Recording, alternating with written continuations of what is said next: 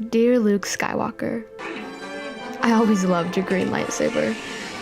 And even though everyone says that The Empire Strikes Back was the best, I always loved you in Return of the Jedi.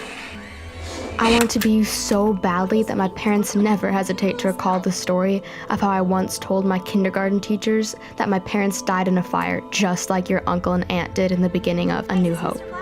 My teachers were so convinced that they were compelled to call my parents and make sure they were still alive. If you didn't already notice, stories about your adventures have and always will be a part of my life.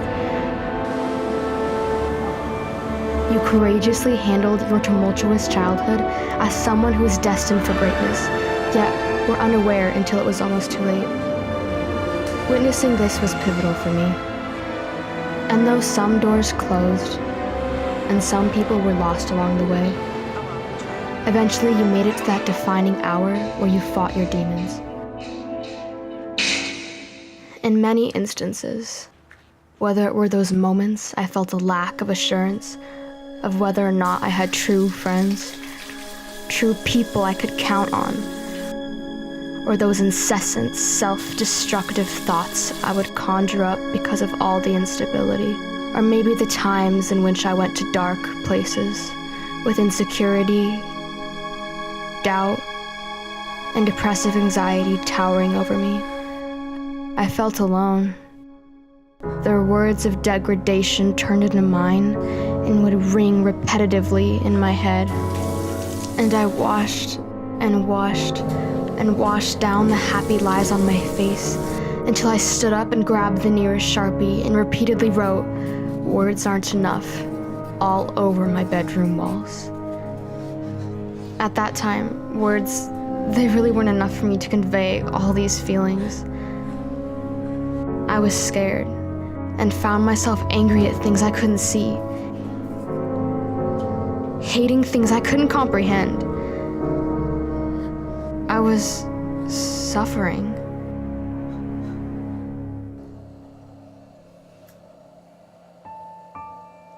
In such time when my demons seemed to take control, like how the planet of Dagobah was a form of hopelessness that nearly consumed you, I found myself reborn with my own version of your green lightsaber, grasped tightly between my palms as I wielded it through darkness into a brighter future.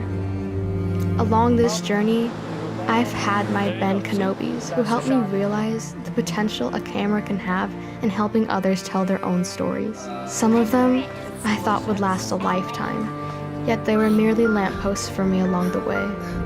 I've had my Yodas who, to sometimes no avail on my part, would offer me the best advice anyone could give.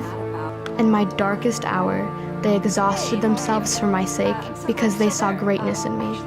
And surprisingly enough, I too have a Darth Vader, except my father isn't a dark, maniacal overlord emperor. Mine also shaped my idea of what it is to know who I am and how my true self can impact the world.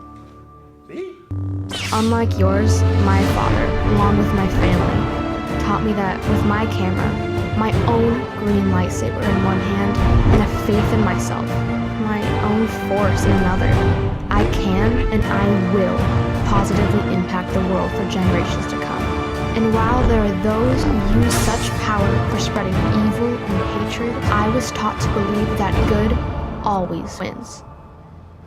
However idealistic that may sound, my Kenobi and Yoda figures, as well as my Vader, also taught me that to be a perfect hero is impossible.